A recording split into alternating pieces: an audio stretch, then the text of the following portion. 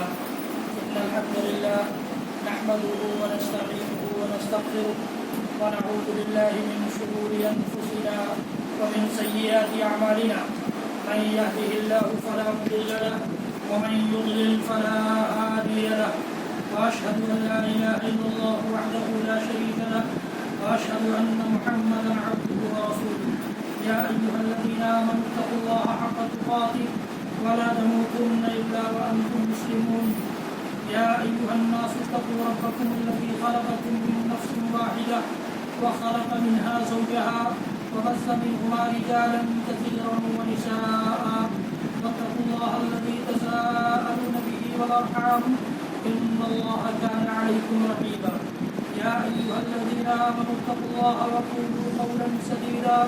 يصلح لكم أعمالكم ويغفر لكم ذنوبكم ومن يطع الله ورسوله فقد فاز فوزا عظيما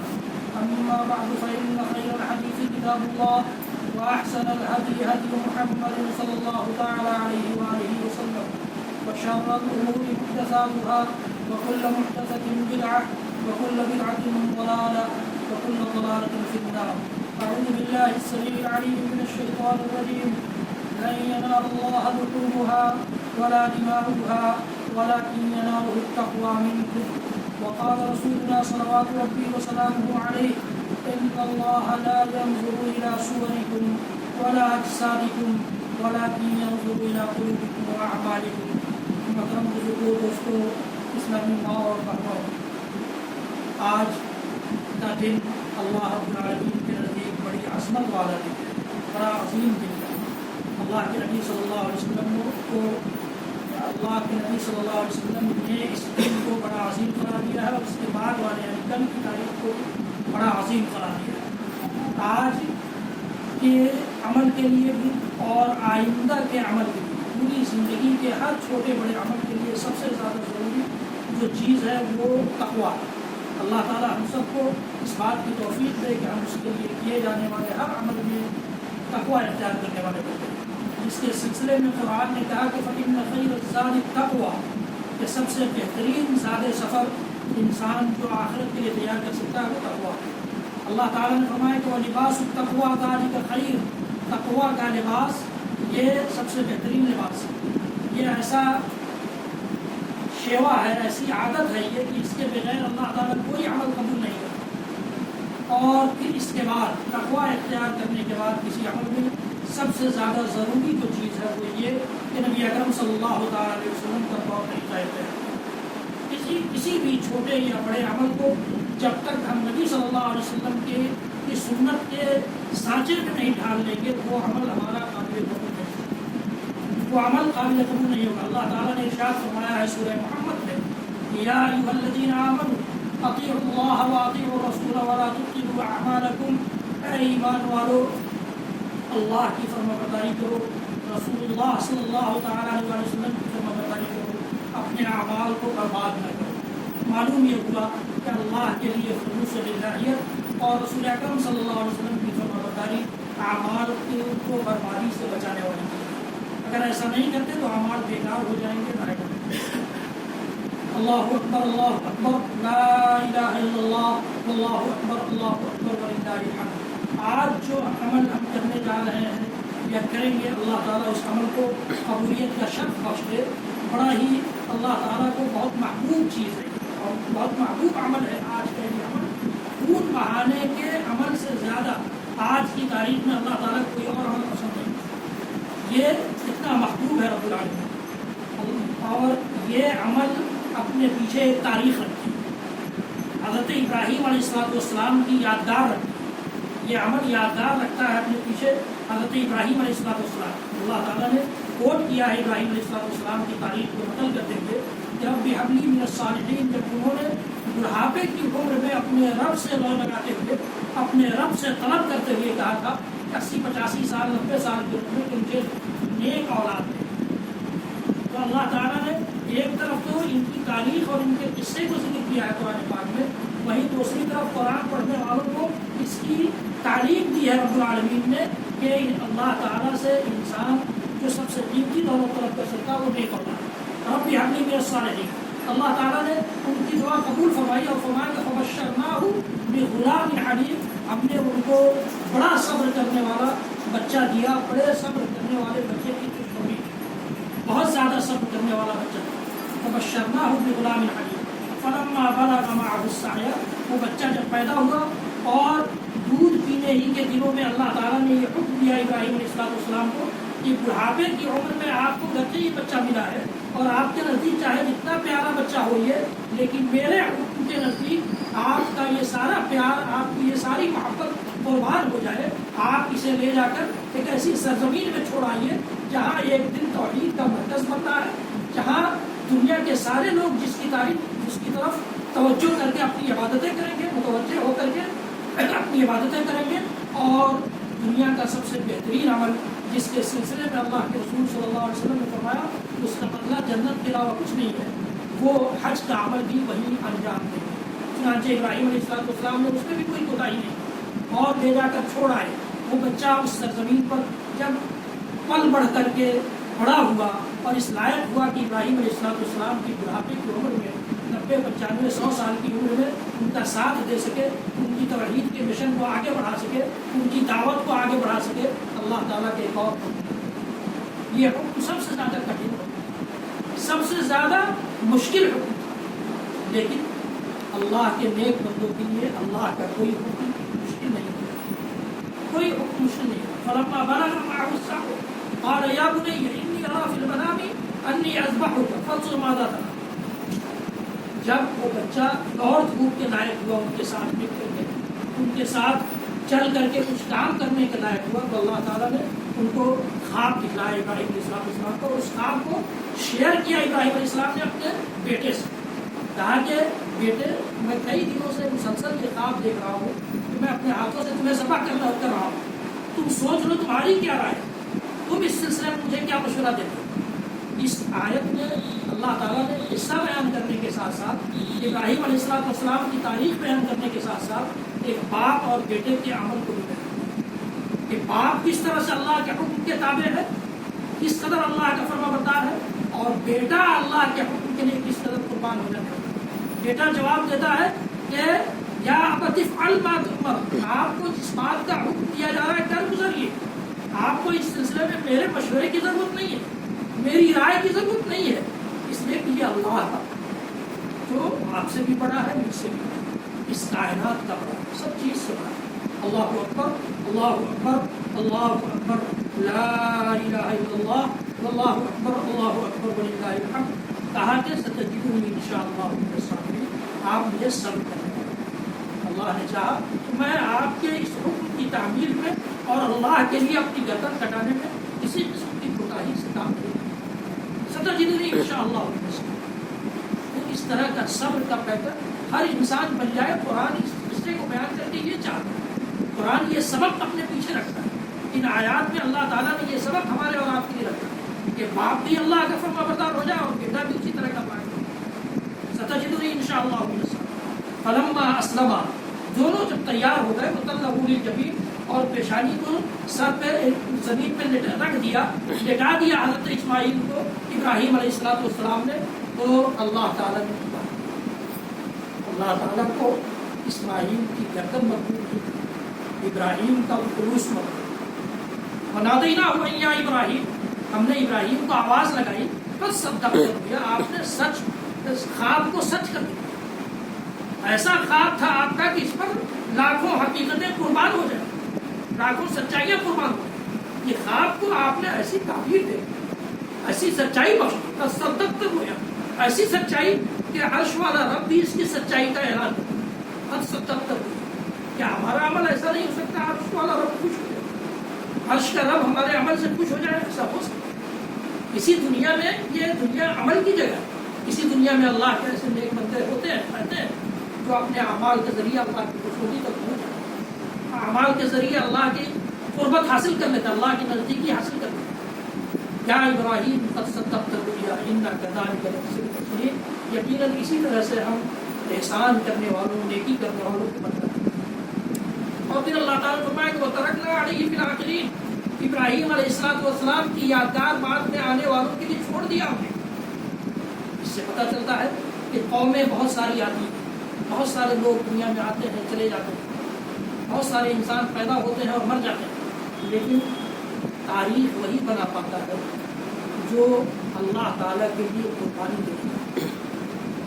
اللہ تعالیٰ کے لیے قربان ہونا جانتا ہے، اللہ تعالیٰ کے لیے اپنے مال و دولت کو قربان کرتے ہیں انسان، اللہ تعالیٰ کے لیے اگر ضرورت پڑے تو اپنی جان تک کی فکر نہ کرے، یہ اللہ تعالیٰ کو ملتا ہے۔ اور ایسے لوگ جب مرتے ہیں تو اپنے پیچھے ایک تاریخ چھوڑتے ہیں۔ ابھی 2 دن پہلے 3 دن پہلے ایک غیر مسلم اعظم گڑھ کا رہنے والا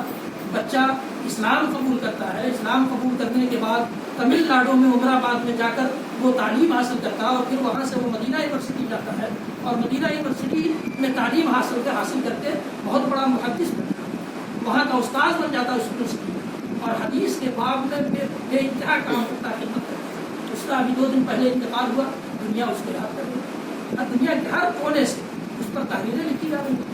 کیوں؟ اس لیے کہ انہوں نے اپنی زندگی کی قربانی، اللہ کے نبی صلی اللہ علیہ وسلم کی حدیث کی خدمتوں میں اپنی زندگی کو بھلا دیا، گنوا لیا، اسی لیے دنیا ان کو ہر قربانی اپنے پیچھے یادگار کرتی۔ ابراہیم علیہ السلام کو ہم یہی یاد نہیں کرتے، اللہ تعالیٰ نے ان کو یادگار بنا دیا، اس لیے انہوں نے اپنی پوری زندگی کو قربان کر دیا اللہ کے نام۔ اللہ تعالیٰ نے اسی لیے ان کو انسانیت کا امام بنایا، ایسا امام بنایا کہ یہودی کہتے ہیں کہ ابراہیم ہمارے تھے، نصرانی کہتے ہیں کہ ابراہیم ہمارے تھے، اور مسلمان کہتے ہیں کہ ابراہیم ہمارے ہیں۔ ایسا امام اللہ تعالیٰ نے ابراہیم علیہ السلام، کیوں؟ اس لیے کہ انہوں نے اتنی ساری قربانیاں دی تھی، ان کی زندگی پڑھیں گے تو ہر انسان سوچے گا کہ کوئی انسان کتنی یا کچھ اور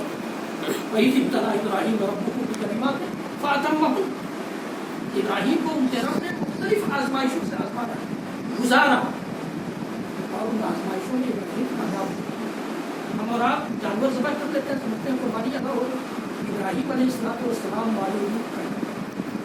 ابراہیم علیہ السلام والا جذبہ پیدا کریں، ابراہیم علیہ السلام والی سچائی پیدا کریں، اور جو قربانی میں ہم دعا پڑھتے ہیں اس دعا کے مفہوم کو سمجھنا ہوگا، اس کے تقاضوں کو جاننا ہوگا۔ انی وجہت وجہی للذی فطر السماوات والارض، یہی کہا تھا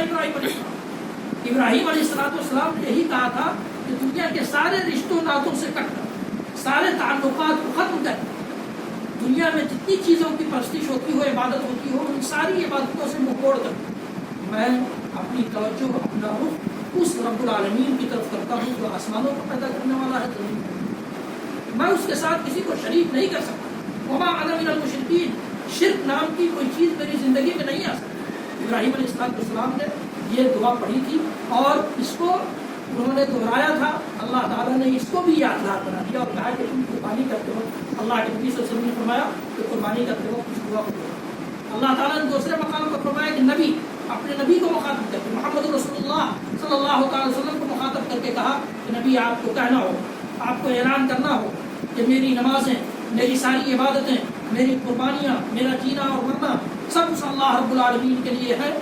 جو جس کا کوئی شریک نہیں، اور مجھے اسی بات کا حکم دیا گیا ہے، میں سب سے پہلے اس بات کو مانتا ہوں۔ قل ان صلاتی ونسکی ومحیای ومماتی للہ رب العالمین لا شریک لہ وبذلک امرت وانا اول المسلمین۔ یہ دعا ہم پڑھتے ہیں، اس کا تقاضا یہی ہے کہ ہم صرف قربانی نہیں، قربانی کے جانور اپنی پوری زندگی اس کے حوالے، اس رب العالمین کے حوالے جس کا کوئی پارٹنر نہیں ہے، جس پر ہمارا ایسا ایمان ہے کہ ہم کہتے ہیں کہ اس کی اجازت کے بغیر نہ ہمارا ذرہ برابر نقصان ہو سکتا ہے اور نہ ذرہ برابر فائدہ ہو سکتا ہے، پھر اسی کے لیے کیوں نہیں ساری چیزوں کو منسوخ کرتے ہیں۔ اسی لیے اللہ کے رسول صلی اللہ علیہ وسلم نے یہ دعا سکھائی۔ قرآن کی جو آیت میں نے پڑھی ہے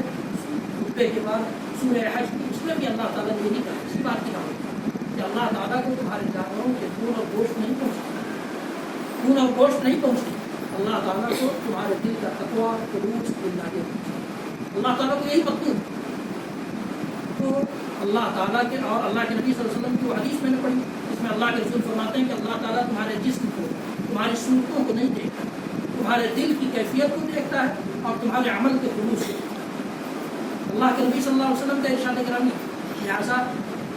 ہر قسم کے عیب سے پاک جانور ایسے موقع سے اللہ کے لیے جو ہر عیب سے پاک ہے، اللہ تعالیٰ کے لیے قربان کیا جائے اور اس میں خلوص و للہیت ہو، نبی اکرم صلی اللہ علیہ وسلم کی سنت پر عمل کرنے کا جذبہ، نبی اکرم صلی اللہ علیہ وسلم کی سنت پر عمل کرنے کا جذبہ ہو، اس کو چاہے ہم خود کھا رہے ہیں سارا کا سارا، چاہے سب کا سب صدقہ کر دیں، چاہے اپنے دوستوں کو کھلا دیں، وہ اللہ تعالیٰ کو مطلوب ہی نہیں، لیکن کوشش یہ ہو ان گھروں تک ہمارے جانوروں کی گوشت پہنچ جائے جن میں پورے سال گوشت نہیں ہوتا، جن کو پورے سال گوشت نصیب نہیں ہوتا۔ ہم تو جہاں سے چاہتے ہیں، جس پارٹ کو چاہتے ہیں، جس جانور کا چاہتے ہیں، منگا کے کھا لیتے ہیں، لیکن ان غریبوں کے چولہوں پر اور ان کے غریبوں کے برتنوں میں گوشت پورے سال نہیں پہنچتا۔ ایسے لوگوں کا خیال رکھا ہے اس جانور کو اور وہ ذبح کرتے ہو اور اس جانور کا گوشت اس طرح رکھتے ہو، اور اللہ رب العالمین کی خلوص اللہیت کی فکر کی جائے، اپنے اندر خلوص اللہیت پیدا کیا جائے قربانی کے عمل میں بھی اور قربانی کے علاوہ سارے اعمال میں، اور یہ جذبہ ہمارے اندر بیدار ہو کہ اگر ضرورت پڑی تو ایک جانور کی قربانی ہے، اللہ تعالیٰ کے لیے اپنے سارے مال و دولت اور اپنی جان و مال کی قربانی پیش کرنے کے لیے ہوتی، یہ جذبہ ہمارے اندر ہے۔ اور ہر قسم کی برائیوں کو بھی اسی موقع سے، اسی سوئی چلانے کے موقع سے سوئی چلانے کا جذبہ بھی کہ ہم ساری نافرمانیوں کو اس موقع سے سبق کریں۔ اللہ تعالیٰ کی نافرمانیاں ہماری زندگی میں پھٹکے نہیں، اور اگر پھٹکے تو ہم فوراً اللہ تعالیٰ کی طرف توبہ کرنے والے۔ اللہ رب العالمین ہم سب کو خلوص اللہیت کی توفیق،